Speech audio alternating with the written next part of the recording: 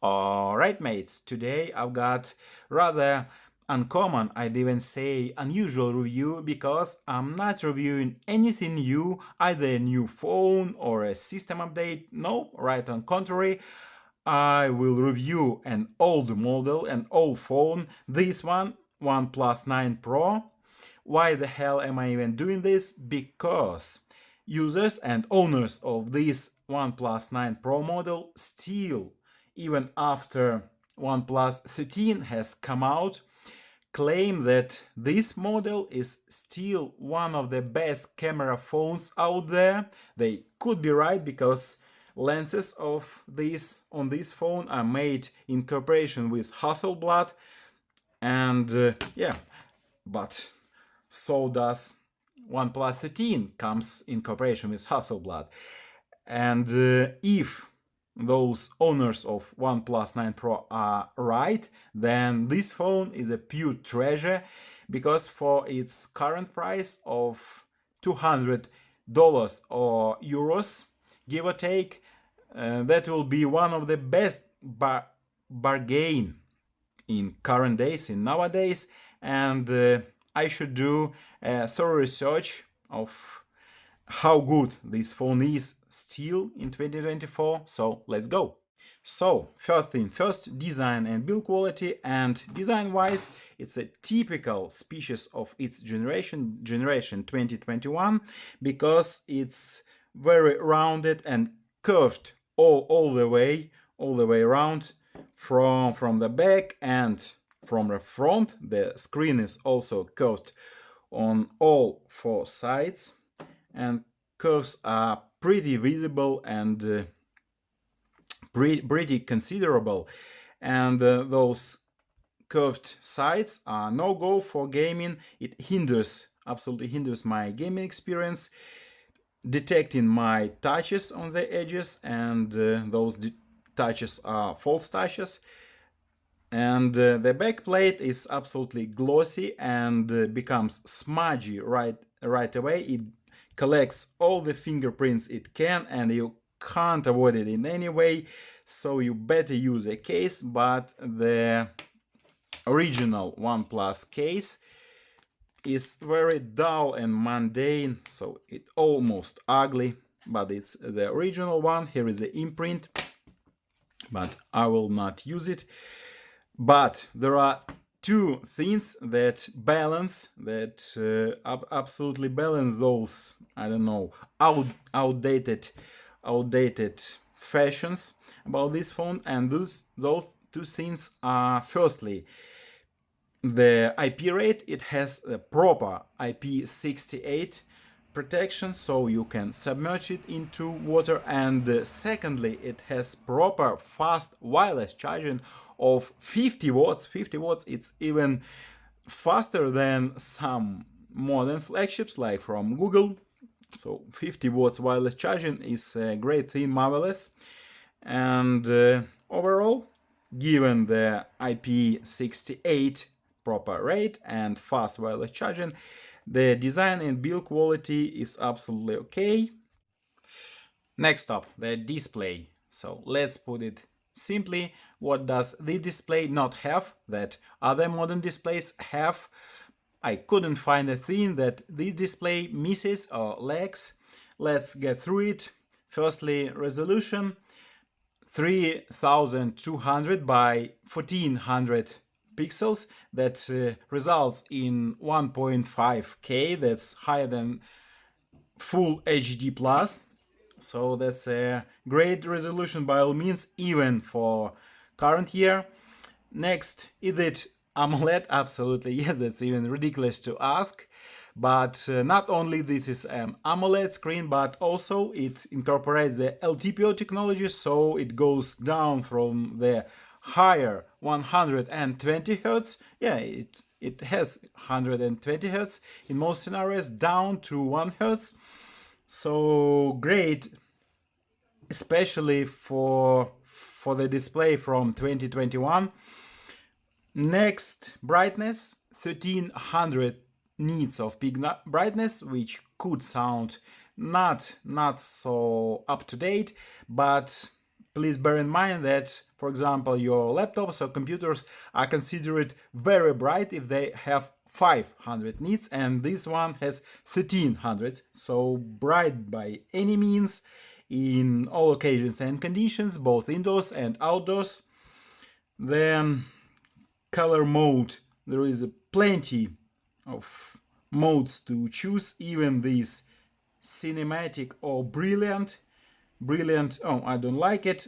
My favorite is of course vivid, but this range of choice is not even available for some of the modern phones, so I have only compliments, and I'm amazed by this gorgeous display. So let's quickly run by all the specs to see how the phone stands against the modern models, even against the mid-ranges.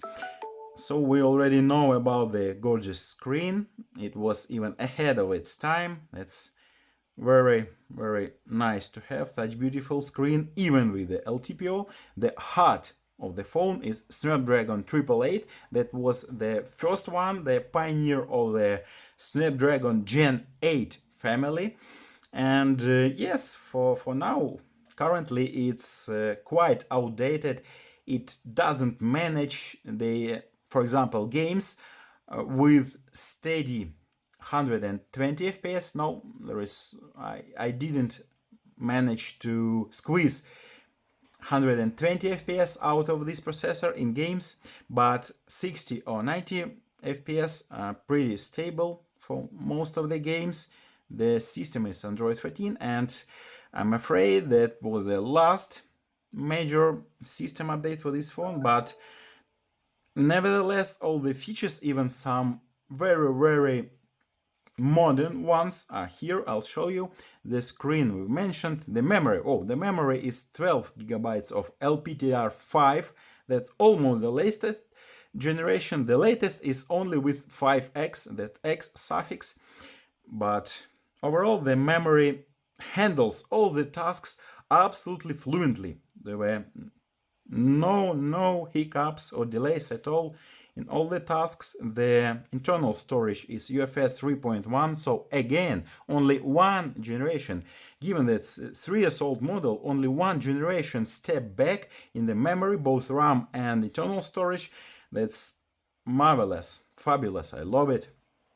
So overall, even though this is a 3 years old model, all the specs, oh, I didn't mention the camera, but the camera deserves its own story. The main sensor is Sony IMX7 Night 8.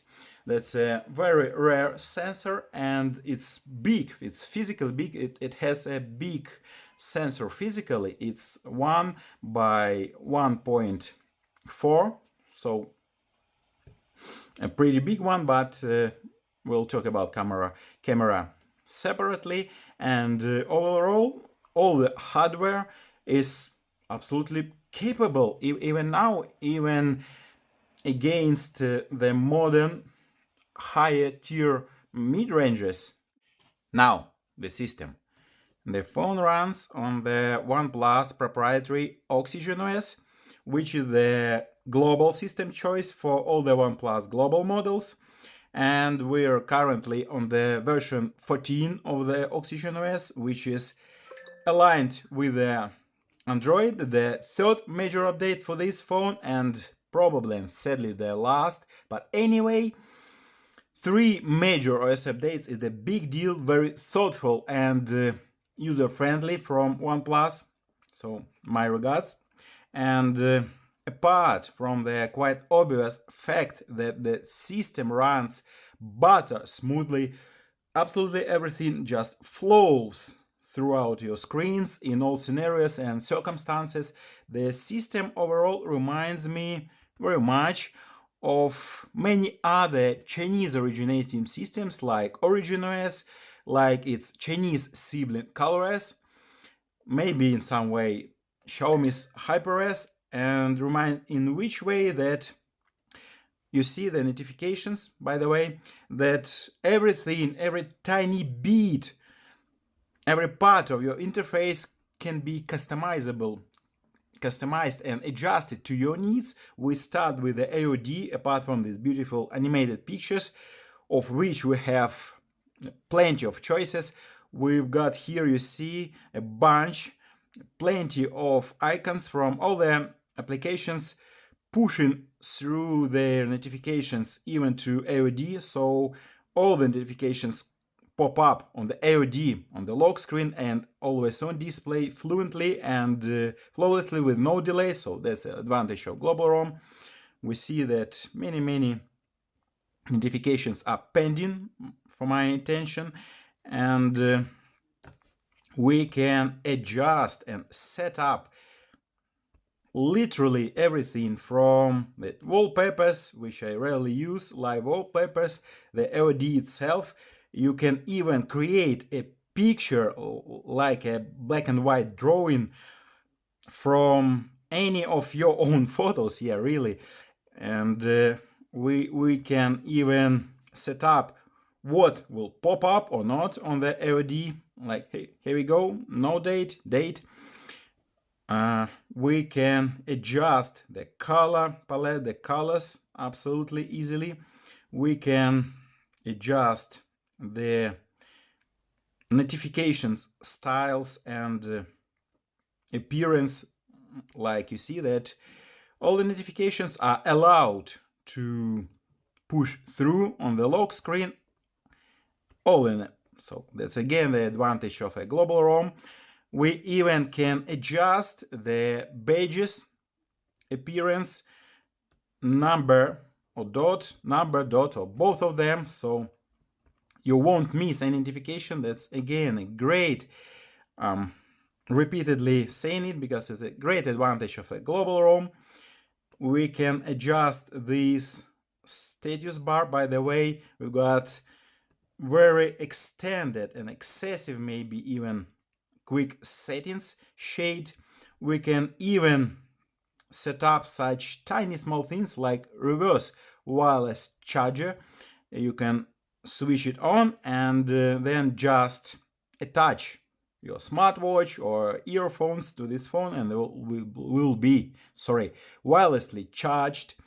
You can adjust such things, by the way, as a double tap to wake up or to lock the screen. So such small things matter absolutely.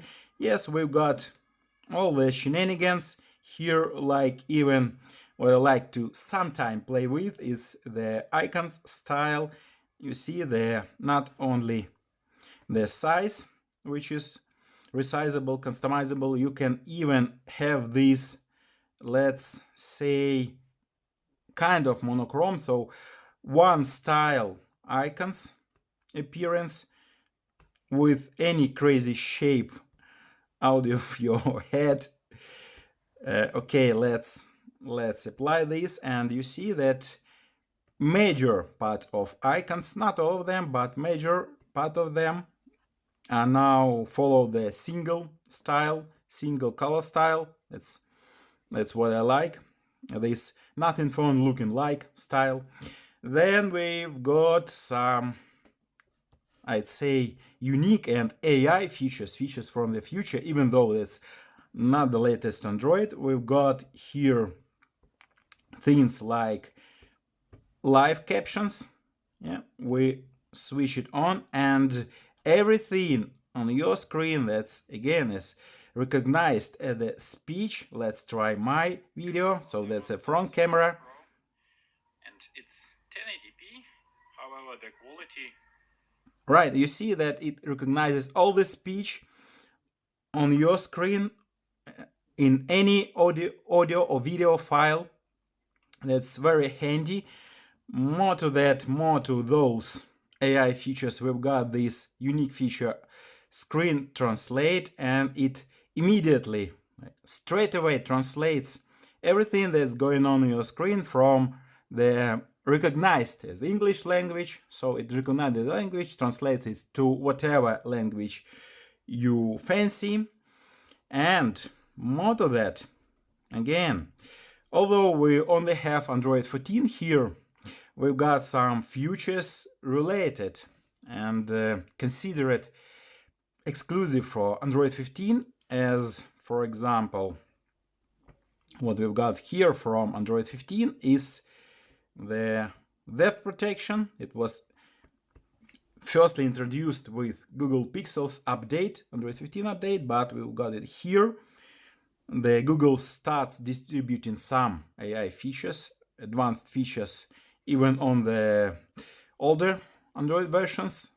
And the second one, again, from the circle to search feature is a song recognition. You can play, sing, or even hum a song, and it will recognize it straight away. So even with some future features from Android 15, the system overall impresses in the best way possible. I love the system. Now, gaming, and here things are a little bit weird, because although the Snapdragon AAA, this one is a mighty powerful processor, even more powerful than the modern higher mid-rangers like Snapdragon 7 Gen 3. This one AAA is more powerful than that, but nevertheless, I haven't been able to squeeze 120 FPS in any game, absolutely in any one. Here is the Real Racing 3, and we see that FPS is limited. Stable, absolutely stable, but limited to 60 FPS. And the reason for that, I see that as OnePlus intentionally limited the FPS for the phone to be cooled down at all costs and at all times. So the phone is absolutely cool. 32 degrees is no temperature at all, and the GPU utilization, you see that not even 20% of the GPU power is utilized, so I believe it was made intentionally. In some games I was able to hit up to 90 FPS, but no more than that. So if you're a heavy gamer, this phone is not for you, even though it's capable of highest and best FPS, but it's limited intentionally and artificially. But on the other hand, it keeps cool at all times, so that's maybe worth the manufacturer's idea. So, and the maximum for this phone is 90 FPS, and I've got 90 FPS here in Call of Duty, and yes, that's not 120, but 90 FPS is absolutely fluent gameplay for any phone, in all occasions, in any circumstances. But yeah, I'm losing because I'm trying to speak while playing. So the advantage of this is very low temperature. 34 degrees is absolutely cool. Oh, we won. So this phone is very good in gaming, but not excellent at all. So not for heavy gamers, but 60 or 90 FPS is a great thing to have. And finally, the camera or cameras performance, as we have quite a capable camera setup on the back.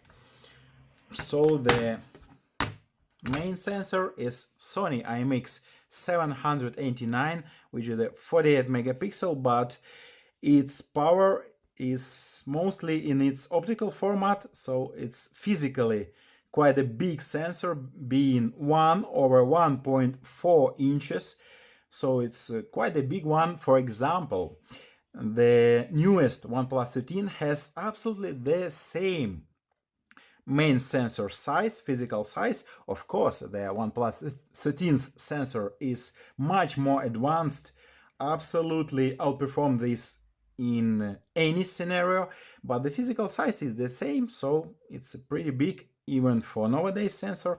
The second one is 50 megapixel, again from Sony IMX766, which is an ultra wide sensor, so it's Also the mighty one, and both ultra-wide photos and ultra-wide videos are great in all scenarios. The third one is 8 megapixel OmniVision sensor, serving the purpose of zooming in. So the zoom range, optical zoom, by the way, is up to 3.3x optical zooming in photos, and in videos it goes up to 2 times optical zoom, and within the given range from ultra wide to 2 times optical zoom we've got up to 4K 60 fps, which is a fantastic result and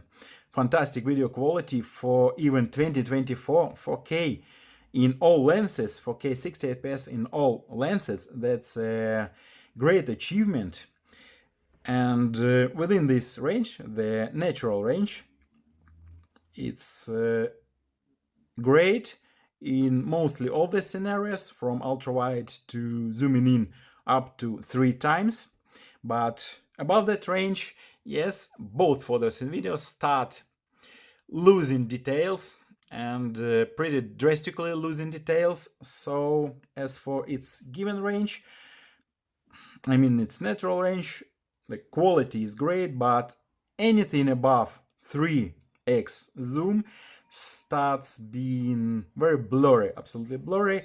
And finally, the front camera is Sony IMX 479, is 16 megapixels front camera, and I'm not impressed with the front camera, as its video capability is limited with Full HD or 1080p 30 fps, so I'm not very impressed, but I very rarely use the front camera. As for the main camera, yes, the brightness, the colors are beautiful for the main camera photos and videos, but only within the given range. You don't want to go any range above 3x zoom and 2x video zooming in. But for its price, which is absolutely below even the mid-ranges of nowadays, this camera performs very good.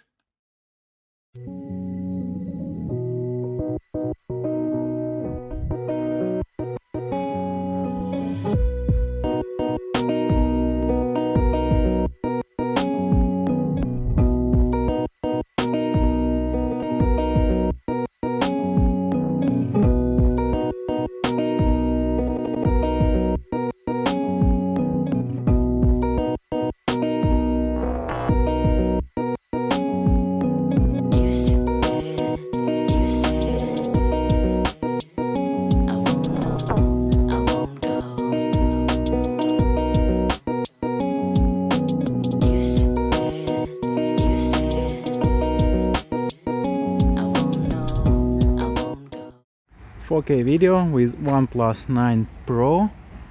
Whoa, autofocus, beautiful. Let's go ultra wide, marvelous. Let's go the other way. 2x, oh, 2x zoom works perfectly, but above 2x we start to, that's 4.7, 3.5. Okay, but we start losing details, so I believe 2x is the maximum for the quality. Overall, video is great.